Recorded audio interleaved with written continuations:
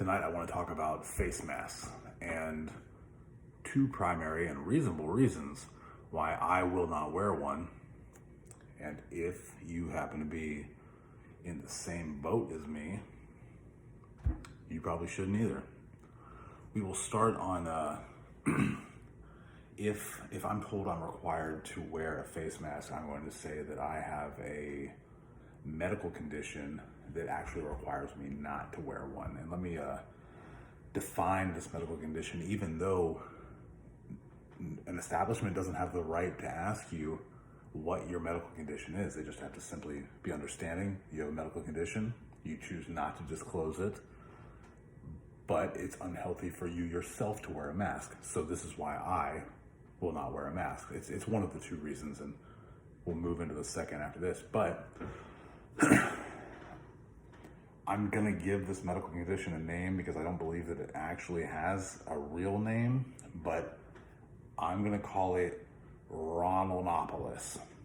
Okay? So based on my self-diagnosis of Ronaldonopolis, my immune system is very strong. I don't regularly get sick. Most things aren't a problem for me in the idea of contracting a virus or sickness in general. But the one thing that is directly a threat to me is breathing in my own breath. And basically, it's the people that are so heavily pushing the mask that actually make this the medical condition for me. So, being that I'm a present and active father, I practice martial arts very regularly. I'm a born-again Christian. You know, wouldn't say I'm always the best example. I'll swear a lot. I watch pornography. There are things that I do that are sins. However, I am a born-again Christian and I do have a strong faith. I'm also a Republican. I am actively against the Democratic Party. I think that being a libertarian is like, I'm gonna be a pussy and stick in the middle so that I don't have to have arguments or actually side with anybody. No, I'm a Republican. I'm a blue collar worker. I was deemed non-essential. I chose to rebel just as I would with this mask because it's a heinous order or requirement to say that a man can't go provide for his family. Anyways, being all of these things has deemed me just as non-essential. It has deemed me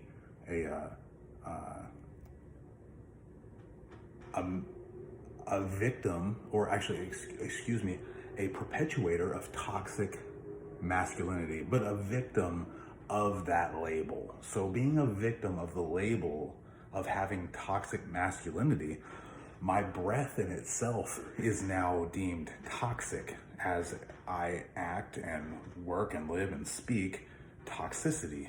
So to put a mask over my face, that makes me feel rough right there.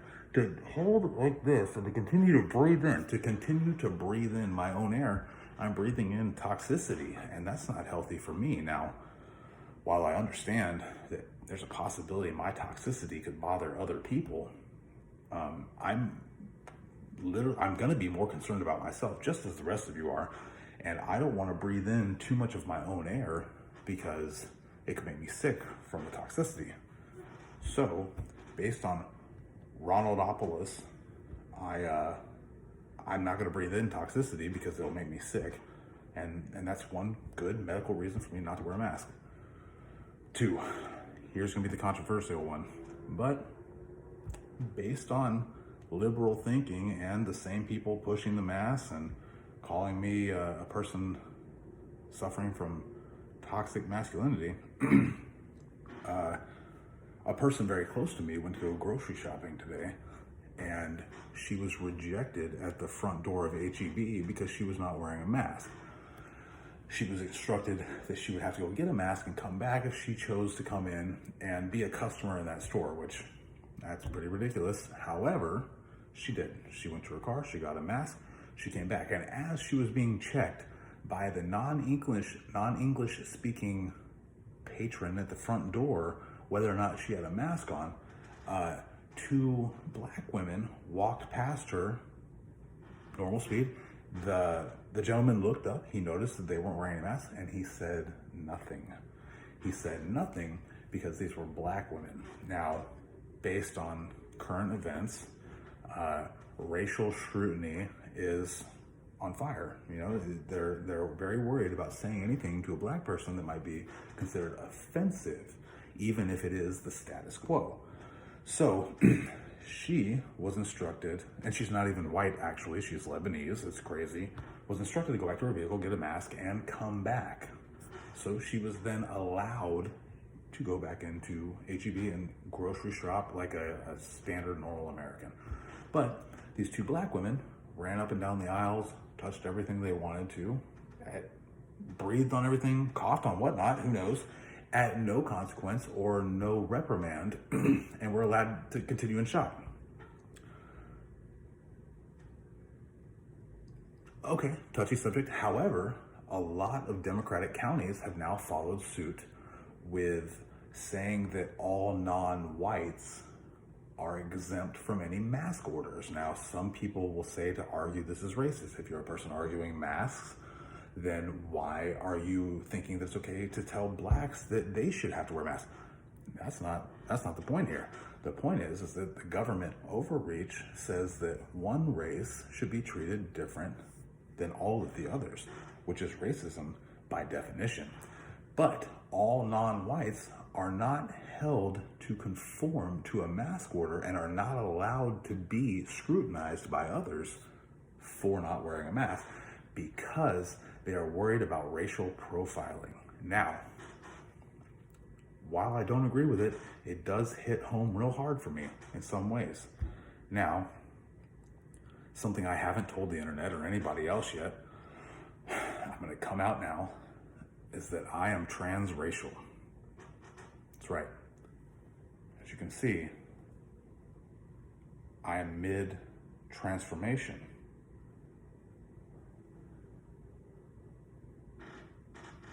My arm is black. I'm able to do this by tattooing. I'm able to turn myself black because that's how I feel on the inside.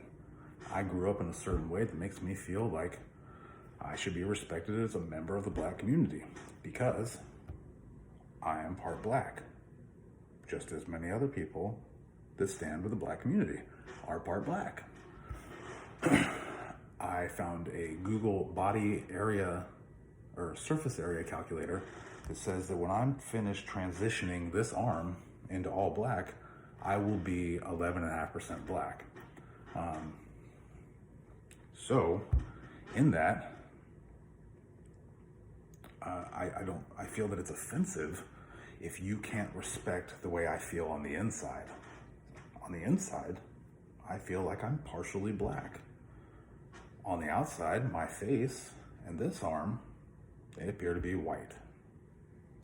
But I partially on the inside feel black. So if I go to a grocery store or any business therefore, and am denied access because of the color of my face, I find that wildly offensive that you would not respect the way that I feel on the inside, which is part black, and I'm mid-transition. So I hope that people will be understanding of this and will not give me an issue. I also hope that any judges or law enforcement that would want to help back an unconstitutional order like a mask order would understand the sensitivity of my condition. So being that I have toxic masculinity and I'm also transitioning into being a black man, I would like to not wear a mask. In that, I hope that the rest of you that are sensitive to the trans movement will stand with me with the BLM movement.